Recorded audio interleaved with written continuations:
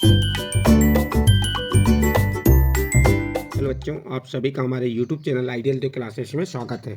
बच्चों, आज हम आपके लिए एडगेट अभ्यास पुस्तिका विषय गणित लेके आए जो कक्षा 7वीं के लिए है। और जो आपकी एडगेट अभ्यास पुस्तिका जो कक्षा 7वीं की है, इस पुस्तक को मध्य प्रदेश राज्य शिक्षा केंद्र भोपाल द्वारा वर्ष 2024-25 के लिए बनाया गया है। और आज हम इस वीडियो के माध्यम से आपको अध्याय दो क्या है, भिन्न एवं दशमलव से संबंधित प्रश्नों को हल करके बताएंगे। इसके पहले की वीडियो में आपको अध्याय 1 पूर्णांक से संबंधित प्रश्नों को हल करके बताए थे।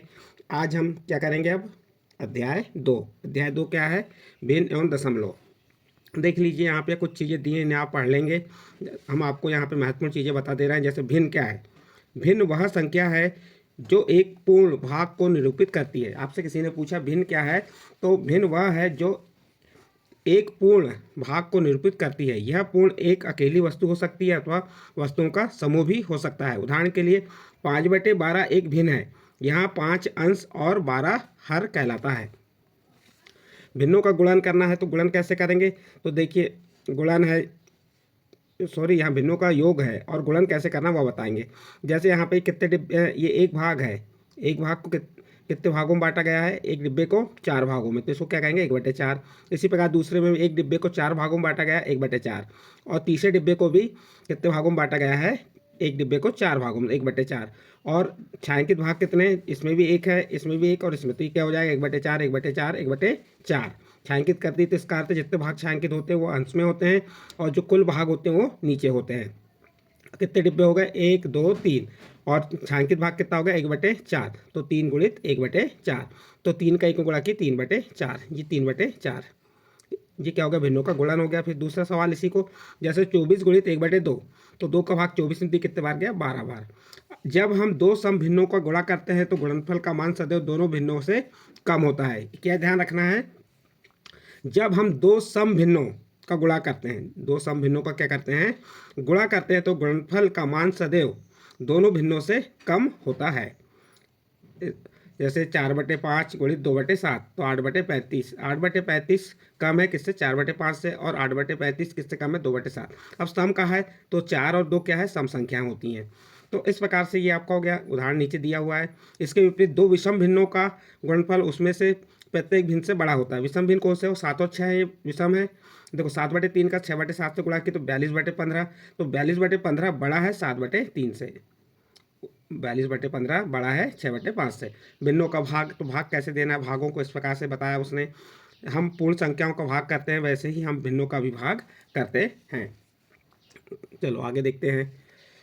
यहाँ कुछ उदाहरण दिए, देखिए ये 1/4 धन 2/4 को हल कीजिए, तो देखिए हमने कुल भाग कितने हो गए, 4, 1 2 3 4, और छायांकित भाग कितना है, 1, तो 1/4। यहाँ पे छायांकित भाग 2 है और कुल भाग कितने हैं, 4, तो 2/4।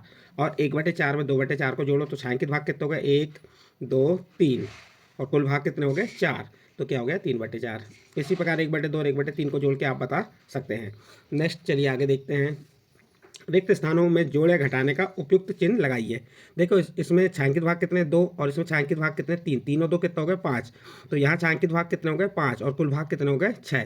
तो क्या किया इसने, इसको जोड़ा, तो यहाँ धन का चिन्ह आ जाएगा।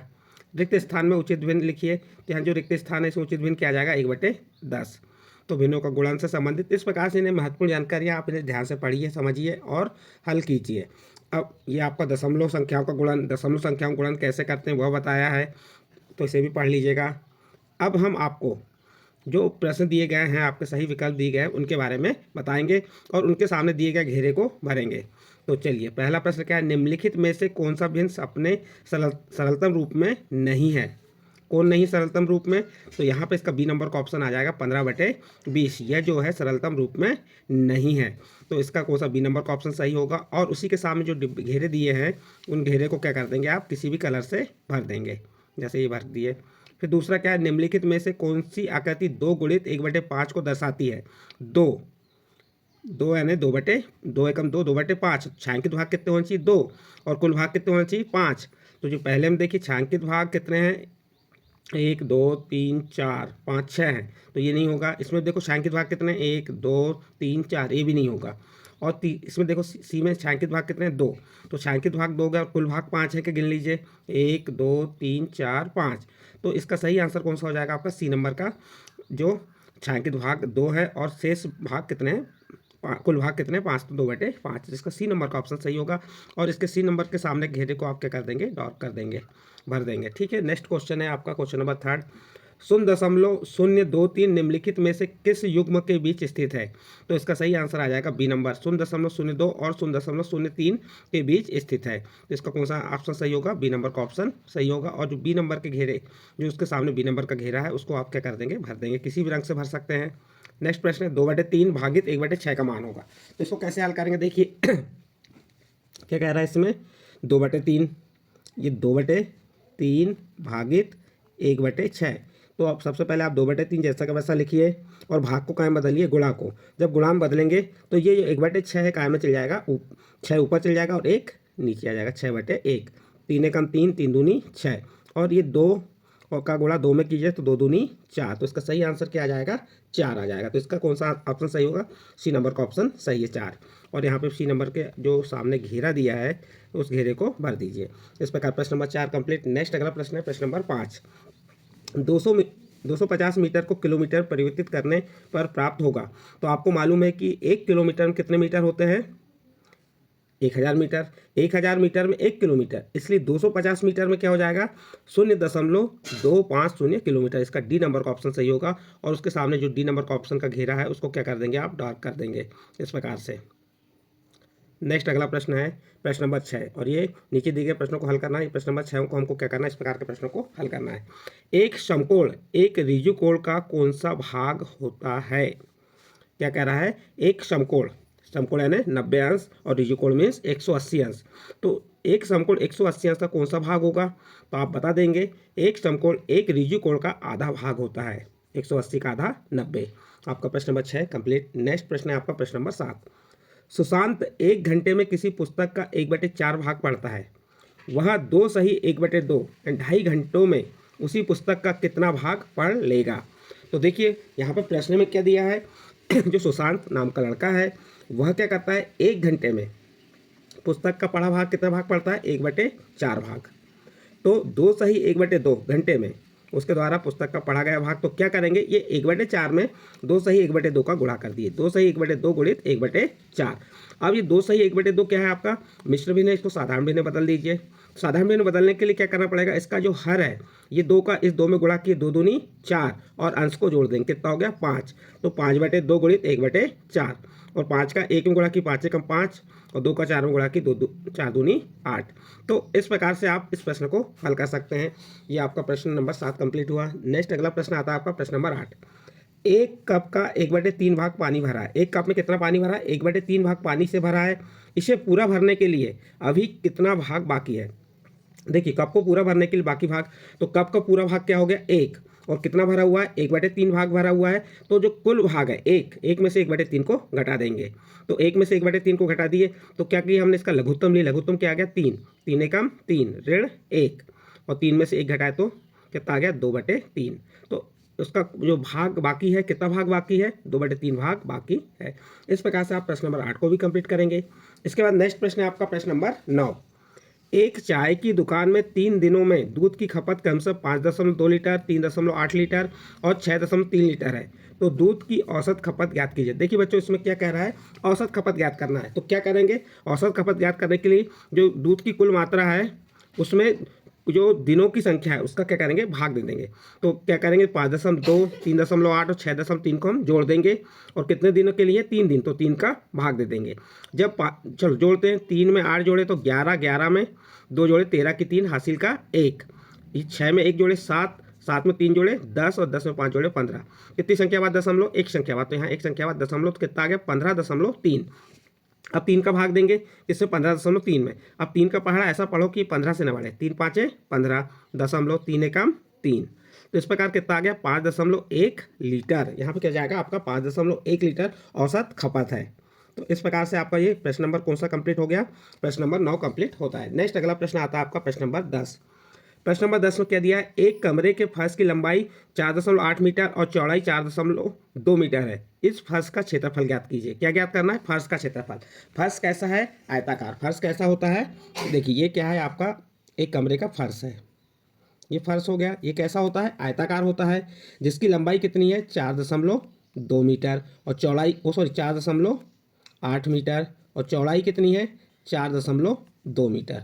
तो आपको क्या ज्ञात करना है, इस फर्श का क्षेत्रफल ज्ञात करना है। तो फर्श का क्षेत्रफल है, फर्श कैसा है, आयताकार। तो आयत का क्षेत्रफल क्या होता है, लंबाई गुणित चौड़ाई। लंबाई का आप चौड़ाई से गुणा कर देंगे तो आपको जो आयताकार फर्श है उसका क्षेत्रफल मालूम हो जाएगा। यहाँ लंबाई कितनी है 4.8 मीटर गुणित चौड़ाई कितनी है 4.2 मीटर।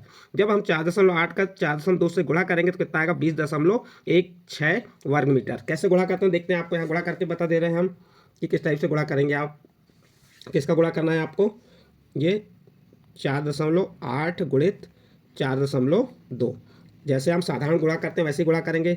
2 अट्ठे 16 की 6 हासिल का 1, 2 चौके 8 और 1 9, फिर इकाई के नीचे 0, 4 अट्ठे 32 की 2 हासिल का 3, 4 चौके 16, 17 18 19।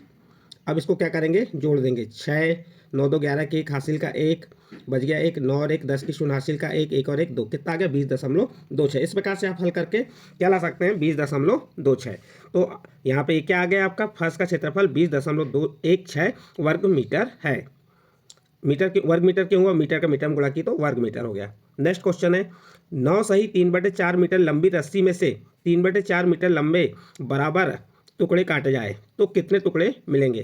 तो क्या करना पड़ेगा, आपका जो रस्सी की लंबाई है, कुल लंबाई में जो उसके टुकड़े काटे गए हैं कितना 3.4 मीटर का लंबे बराबर टुकड़े काटे, 3.4 का आप क्या करेंगे भाग दे देंगे तो क्या मालूम हो जाएगी आपको टुकड़ों की संख्या। तो चलिए कैसे करना है, 9 सही 3/4 भागित 3/4। ये 9 सही 3/4 में 3/4 का भाग दे दिए बराबर, ये 9 सही 3/4 आपका क्या है मिश्र भिन्न है। इसको कायम बदलना पड़ेगा आपको, साधारण भिन्न बदलेंगे।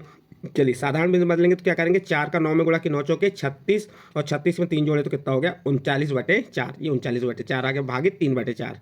फिर अब क्या करेंगे आप 39/4 और ये भाग को कायम बदल दिए गुणा में, भाग को गुणा में बदले तो क्या हो गया, जो 3/4 है इसका हर अंश में चल जाएगा और अंश कायम आ जाएगा हर में। तो ये 4 ऊपर चले गया और 3 नीचे आ गया।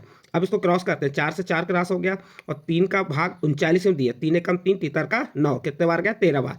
तो कितने टुकड़े मिलेंगे 13 टुकड़े मिलेंगे। तो आप आंसर बता सकते हैं, आता है 13 टुकड़े मिलेंगे। ये आपका प्रश्न नंबर 11 कंप्लीट होता है। इसके बाद नेक्स्ट प्रश्न आता है आपका प्रश्न नंबर 12।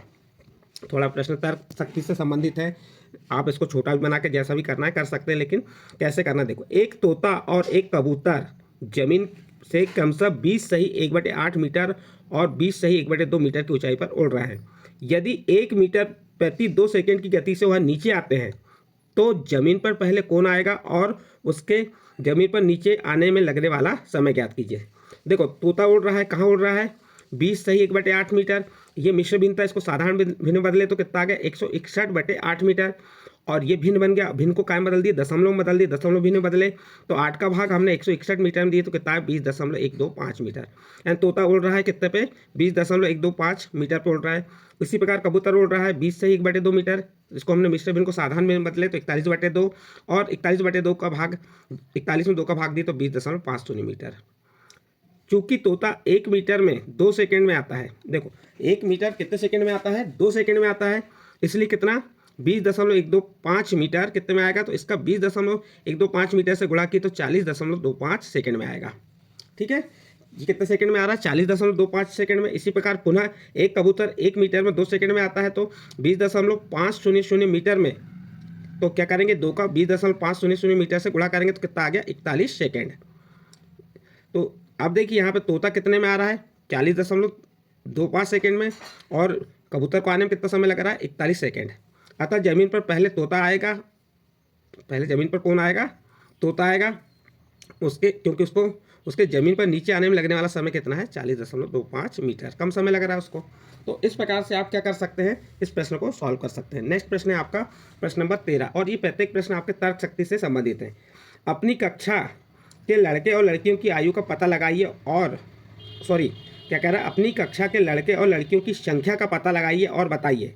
जैसे लड़कियों की संख्या कुल बच्चों की संख्या का कितना भाग है, दूसरा लड़कों की संख्या कुल बच्चों की संख्या का कितना भाग है, तीसरा पहला और दूसरा में प्राप्त भिन्नों का योग 1 होगा, सत्यापित कीजिए। देखिए कुल लड़के और लड़कियों की संख्या कितनी है, हमने पता की तो 30 है।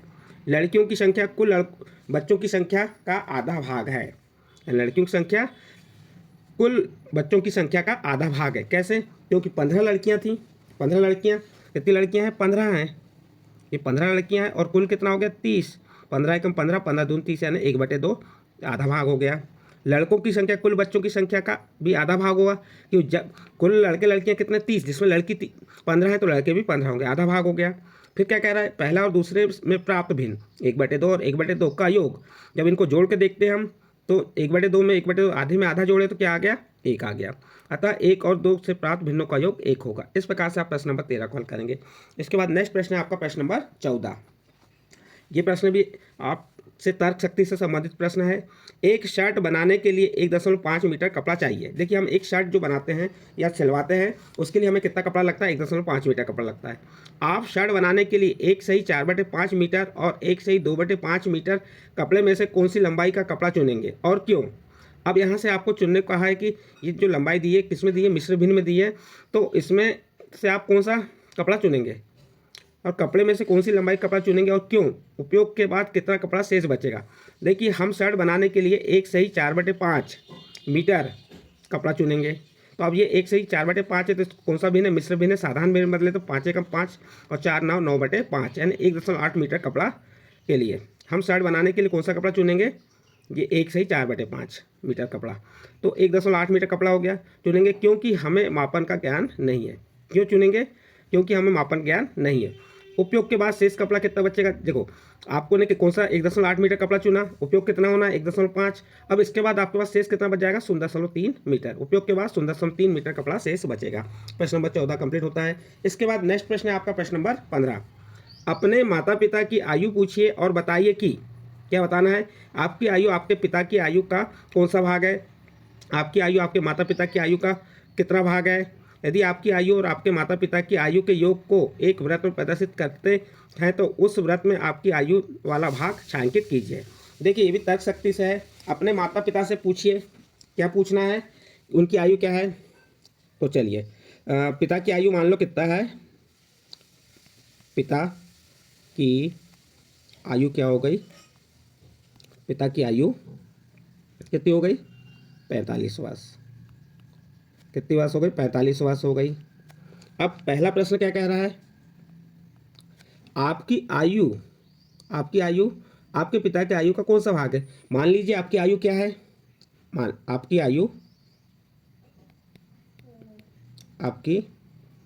आयु कितनी है? 15 वर्ष। तो पिता की आयु का भाग कह रहा है, क्या कह रहा है? आपकी आयु आपके पिता की आयु का कौन सा भाग है? तो यहाँ लिख दें, क्या पिता की आयु का भाग कह रहा है? अतः पिता की आयु का भाग कौन सा भाग हो जाएगा? कैसे? आपकी आयु 15 वर्ष है और पिता की आयु कितनी है? 45 वर्ष। तो कितना आ जाएगा? 15 एकम 15, 15 तिया 45, कितना आ गया? 1/3 भाग। कितना आ जाएगा? 1/3 भाग। आपकी आयु आपके पिता की आयु क्या हो जाएगा? 1/3 भाग।